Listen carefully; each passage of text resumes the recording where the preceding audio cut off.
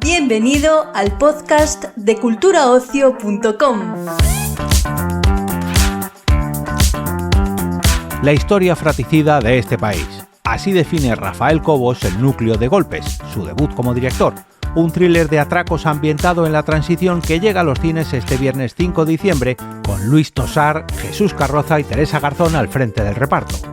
Más allá de su trama policial, la película propone una mirada incómoda pero necesaria sobre la memoria histórica, la masculinidad y las heridas aún abiertas del pasado reciente.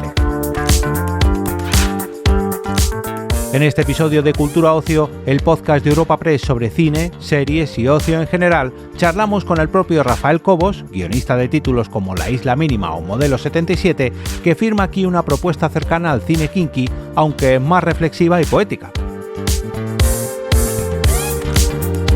También conversamos con los actores Luis Tosar, Jesús Carroza y Teresa Garzón, que comparten sus impresiones sobre los conflictos ideológicos de sus personajes, la dimensión humana del relato y el valor de mirar hacia atrás para entender el presente.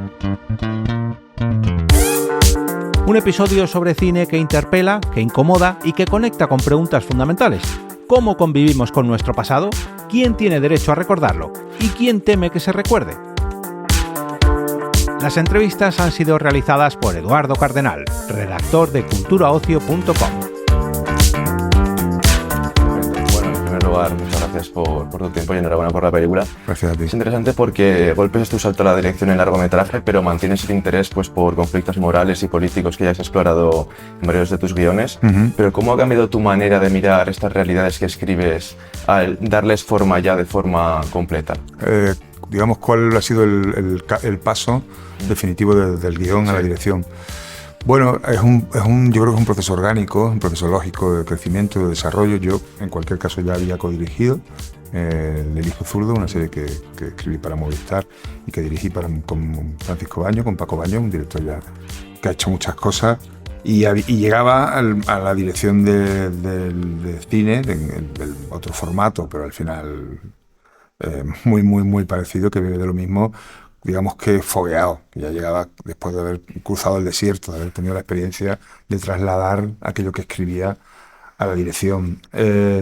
Bueno, es un proceso en el que al final, como director, tienes que cambiar casi que de uniforme, porque cuando escribes, debes escribirlo. Yo invito a escribir desde la libertad absoluta y siendo todopoderoso sobre el folio, y cuando diriges tienes que convertir eso en una cosa que tú puedas defender desde la dirección. Entonces creo que hay un ejercicio de ida y vuelta, de honestidad, que ya había hecho de algún modo en El Hijo Zurdo y que en Golpes asumí desde el principio. Es decir, yo creo que ahora que he dirigido, creo que soy mejor guionista, y ahora que escribo pensando en cómo sería mejor director. O sea, que creo que al final, como los cantes de ida de vuelta o como el asunto universal de los vasos comunicantes, creo que se retroalimentan, se necesitan y se amplifican un campo y el otro. Es interesante que se retroalimenten al final para mejor. También a través de los guiones de La Isla Mínima, El Hombre de las Mil Caras, Modelo 77 y ahora Golpes, y también desde la dirección, es interesante porque trazas un mapa de España, pero mediante relatos de crimen, culpa, secretos, familias fracturadas. Si miras Golpes como una estación más de este recorrido, ¿qué sientes que has aprendido sobre el país que no sabías al inicio de esta trayectoria? Bueno, sobre el país es difícil. Sobre el país es difícil porque, al fin y al cabo, los dos personajes protagonistas representan partes del país sobre las que ya había transitado. Es decir, el personaje que está instaurado en el status quo, el personaje que vive bien en el sistema y que no necesita romper de ningún modo, pero que le está inconscientemente produciendo una sensación casi que de desamparo, y el personaje periférico, suburbial, del extrarradio, que de alguna forma es consecuencia de haber sido excluido por el propio sistema, en lo que quiere es cambiarlo. Es decir, esta bipolaridad, a partir de esa bipolaridad como representantes de esta cosa, aunque yo tampoco soy muy defensor de las dos Españas, ya había pasado. Entonces, fundamentalmente lo que he aprendido es un poco a mirar después de haber hecho este viaje, mi conexión, mi vínculo con aquellas personas que quiero y sobre todo con mi familia. Creo que al final esta película te hace mucho que debatir sobre cómo son tus relaciones sanguíneas, cómo son tus relaciones, tus vínculos familiares y cómo, de alguna forma, debemos ser capaces de dar primeras, segundas, terceras, cuartas y quintas oportunidades a los errores cometidos en cualquiera de las partes. Y creo que al final eso se traduce en un país más libre, en un país más sano, ¿no? Bueno, qué bonito eso que apuntabas al final. En un contexto donde es muy interesante Golpes porque en un contexto que la memoria histórica normalmente se asocia a ceremonias, fechas, discursos solemnes, grandilocuentes, ¿qué puede aportar a la reflexión sobre la memoria pues este terreno más sucio, más cotidiano, casi doméstico? Bueno, volvemos a lo mismo, volvemos a una reflexión sobre cuáles fueron las consecuencias del luctuoso conflicto bélico que vivimos en España, esa guerra tan terrible que vivimos en España, cuáles fueron sus consecuencias y hasta dónde irradió su poder. Es decir, el personaje de Migueli, que probablemente el protagonista de la película, es consecuencia directa de un sistema que nace directamente de la guerra. Es decir, hay algo de determinismo social en la película y hay algo de denuncia de determinismo social en la película que está ahí y que es un valor sobre el que debemos reflexionar y sobre el que deberíamos reflexionar si todavía está vigente.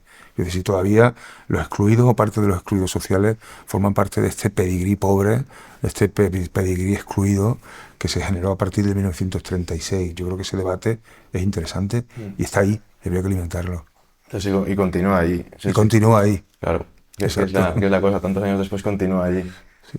Y fíjate que son hechos objetivos, es decir, es controvertible el hecho de que para construir el futuro de un país seamos capaces de reconciliarnos en el sentido más extenso de la palabra con nuestro pasado. Bueno, es un lugar común, que es una obviedad, que no hay futuro sin memoria, que no hay futuro sin pasado. Pues parece que, por el contrario, 40 y tantos años después del golpe y muchos años después del conflicto armado, todavía sea un elemento que genera controversia y que no produzca un debate cerrado, ¿no?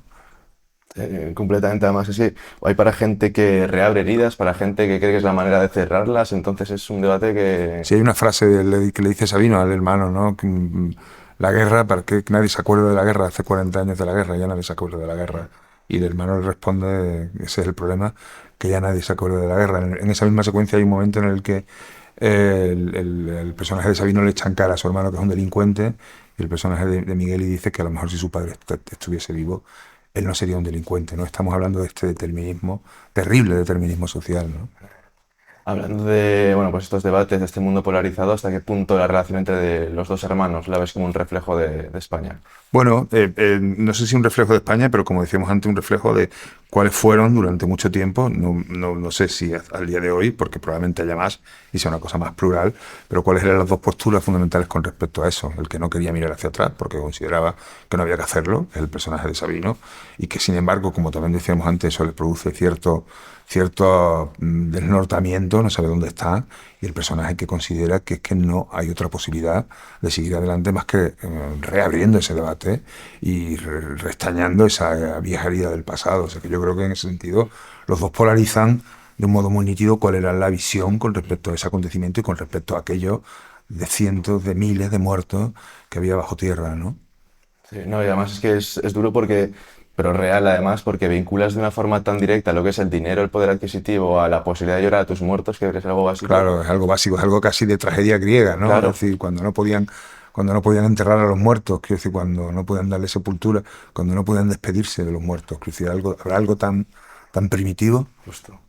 Se tiene que pagar para poder despedirte, es que Terrible. es duro. También esto que te interesaba revisitar el cine kinky, Sí. ofreciendo una versión pero más limpia, más sugerente. Sí. ¿Qué elementos te interesaba abordar y qué elementos le querías dar una nueva capa? Igual. Bueno, lo hemos de algún modo contenido en esta charla. Me interesaban aquellos personajes periféricos, aquellos personajes suburbiales, aquellos personajes que eran consecuencia de un reparto poco equitativo de las ganancias del sistema.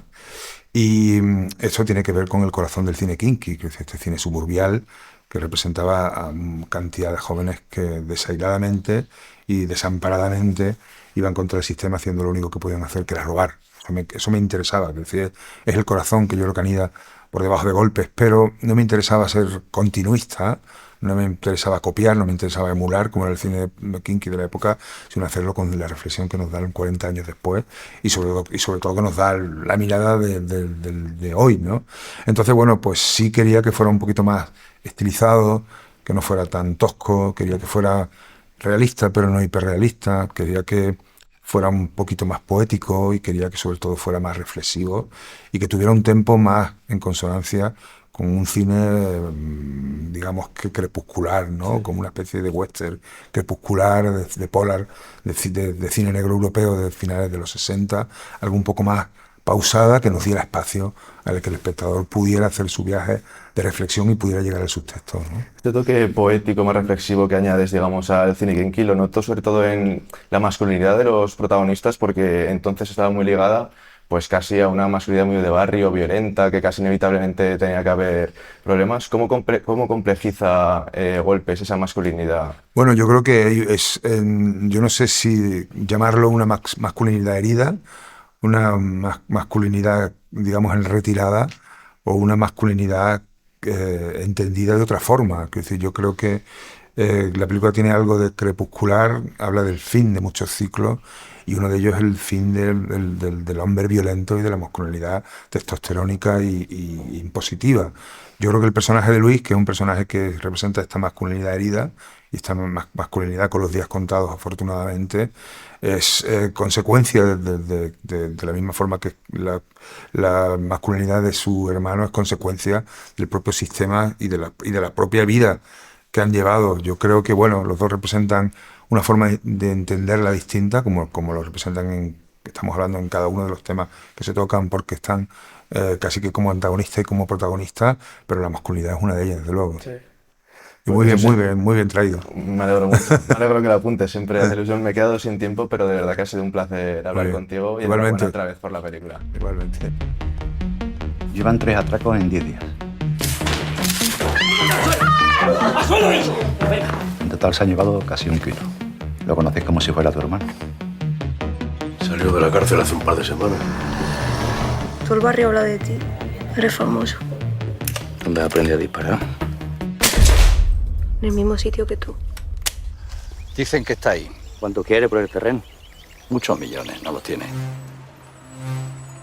Que ya sé dónde está papá, Sabino. Está aquí enterrado en el pueblo. ¿Cómo lo sabes? Porque llevo años buscándolo. Lo voy a sacar y lo voy a enterrar como se merece. Tú no tendrás por ahí 8 millones para prestarme, ¿no? Gracias por vuestro tiempo y enhorabuena por la película, que estáis fantásticos. Me interesa mucho cómo dialoga Golpes con el resto de la filmografía de los guiones de Rafael, porque a través de La isla mínima, lo de las mil caras, Modelo 77, traza un mapa de España muy interesante, pero siempre desde relatos de crimen, culpas, secretos, familias fracturadas. Entonces, si miramos Golpes como una estación más en este recorrido, ¿qué sentís que habéis aprendido sobre el país que no sabíais antes de empezar esta trayectoria? En serio, o sea, creo que, pues, no sé, para mí tampoco todo aprendido, ¿no? En plan, creo que tenemos muy clara, o al menos yo tengo muy clara cuáles son los problemas que quiere reflejar Golpes en y de qué tipo de España estamos hablando. O sea, para mí, pues, se sigue alimentando la idea de la necesidad de muchos familiares de este país que necesitan cerrar heridas a través de la propia cultura de poder sacar los restos de sus familiares y poder enterrarlos y darle un final digno, ¿no? O sea, para mí eso es muy concreto el problema de lo que hablábamos, de las dos miradas hacia un mismo hecho, ¿no? De cómo se enfrentan cada uno a este punto concreto de la historia. O sea, para mí simplemente es seguir reforzando el mirar hacia atrás y es necesario mirar hacia atrás para ver que seguimos haciendo mal. No, pues si queréis añadir algo vosotros. Yo, si algo creo que también visibiliza esta película es la necesidad de este país de tener instrumentos, de fabricar herramientas para que uno se pueda enfrentar a los cambios que ha sufrido este país en un tiempo bastante récord, porque es decir, veníamos con una dictadura de 40 años que nos ha ralentizado la manera de transformar y que luego hemos tenido que ponernos al día en mucho menos tiempo que el resto de los países del entorno, y eso en cierta medida ha provocado, creo que una serie de traumas que todavía estamos pagando a día de hoy y que seguramente se sigan pagando, que es cuando tú no tienes herramientas para verbalizar las cosas que te ocurren, pues hombres como, por ejemplo, Sabino, que se han criado en una estructura social y política en la que básicamente no se podía hablar, no se podía verbalizar nada de lo que te ocurría, y eso provoca que al final tú también críes a tus hijos y a los descendientes de esa manera, ¿no?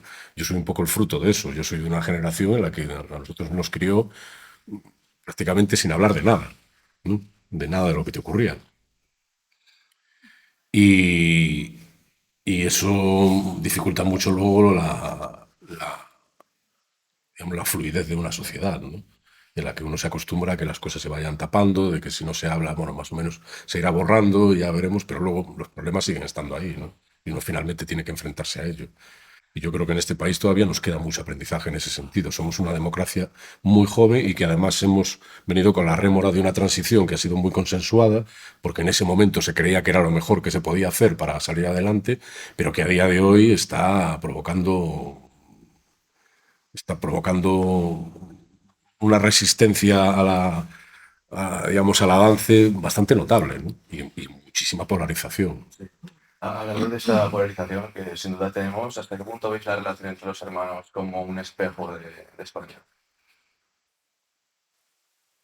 Claro, yo con lo que decía antes, sí, lo que buscaba yo creo que era dialogar y buscar los puntos en común. Porque cuando hay una cicatriz, sí es verdad que hay una cicatriz, pero si la cicatriz te la toca y no te duele, está curada. Pero si te la toca y te duele, a alguien le duele, eso no está bien curado, no sé. Y ahí a lo mejor donde está el punto. Y los hermanos de Pedro, pues sí, uno tiene muy claro, tiene un objetivo muy claro que para seguir avanzando tiene ese objetivo, que hace las paces con el pasado, y el otro lo que quiere es olvidar, y creo que ahí sí que está el reflejo de, claro. Sí, como las carencias, ¿no? Que a lo mejor, pues en el caso de Sabino ve muy claras sus propias carencias en los puntos positivos de su hermano, ¿no? En el valor que a lo mejor tiene a la hora de enfrentarse a este hecho, y al que también le importa poco lo que le pase a él mismo y a su alrededor, porque tiene muy claro el objetivo, ¿no? Que a su vez es completamente lo contrario de lo que le pasa a Sabino, que lo que necesita es afianzar y cuidar y poder asegurar lo que tiene, ¿no? Yo creo que a lo mejor al final pues, es bonito, ¿no? Esa especie de una única persona que generan entre los dos, ¿no? Y se complementan el uno al otro de otra manera. Es muy interesante de Golpes también porque la memoria histórica se asocia muchas veces a ceremonias, fechas, discursos grandilocuentes, solemnes, que pueda aportar este terreno pues más sucio, más cotidiano, casi doméstico, con el que lo explora Golpes. Bueno, al final es una historia, la historia de este país es una historia fratricida. Las cosas tenemos que arreglarlas entre nosotros. Creo que hay un mensaje bonito en la peli, en cualquier caso, ¿no? Que dos hermanos que claramente están muy distanciados, que la vida los ha colocado en sitios totalmente diferentes, encuentran su lugar de armonía y su lugar de unión en un acto que puede ser muy simbólico, pero que finalmente es muy natural. O sea, que es preservar la memoria de tu padre, ¿no? Enterrarlo dignamente, encontrarlo, que tenga un sitio digno donde enterrarse finalmente, y que no es más que eso, ¿no? Y es un acto súper sencillo. Que si ese ejercicio fuera más común en este país, seguramente muchas cosas ya se habrían solucionado. En términos de convivencia, ¿eh? Yo no estoy pidiendo que la gente renuncie a su ideología o que renuncie a su manera de pensar, pero en términos de convivencia armónica es un acto tan sencillo como eso, ¿no? Y simplemente es un poco de dejarse ir, ¿no? Es un poco lo que hace Sabino, ¿no? Decir, vale, ok, venga, acepto, te ayudo. ¿Qué cojones? Vamos a hacerlo. Pues ya está. Nos había dicho que le interesaba revisitar el cine kinky, pero ofreciendo una versión más limpia y sugerente. ¿Qué elementos del cine kinky pensáis que rescata Golpes y a cuáles les da una nueva capa? Los elementos que rescata son los atracos, y evidentemente, y eso, pero desde otro punto de vista mucho más poético, creo yo, y con otra mirada, no sé. Sí, el tipo de acción, el tipo de relación también de personajes. Creo que los personajes como en un primer momento, o sea, en una primera visual, ¿no? En una primera vista pueden ser muy, pues eso, está Bernardino, el Nani, que es el yonki, el otro que es como el más, joder, Sí, el bajo. Eddie, y, o sea, Bernardino, como el tipo de personajes que hay, pero creo que los plantea de una manera también que podemos ver más a través de ellos y ver su parte humana. Y creo que para mí eso es bastante clave.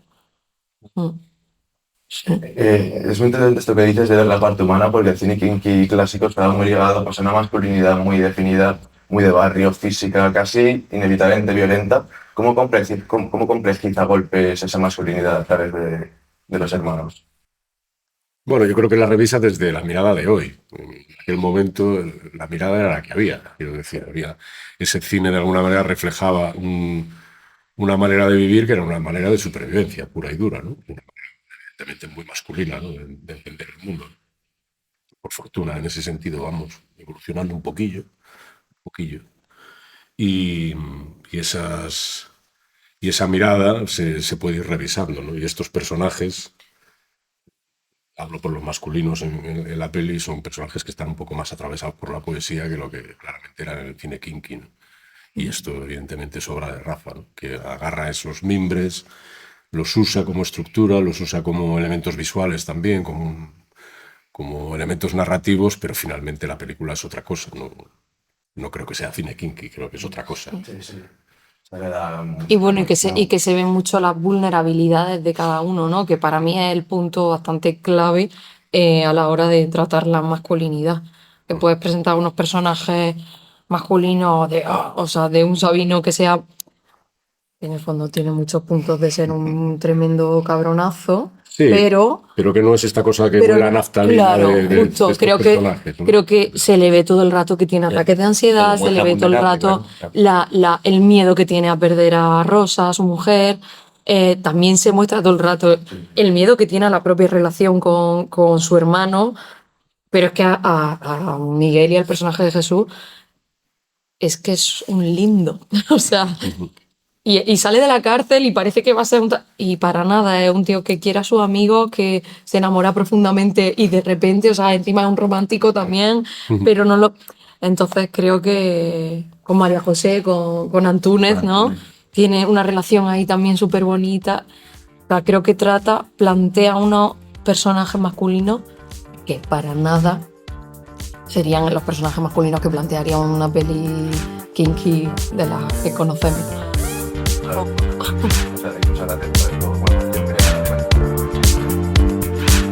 Muchas gracias.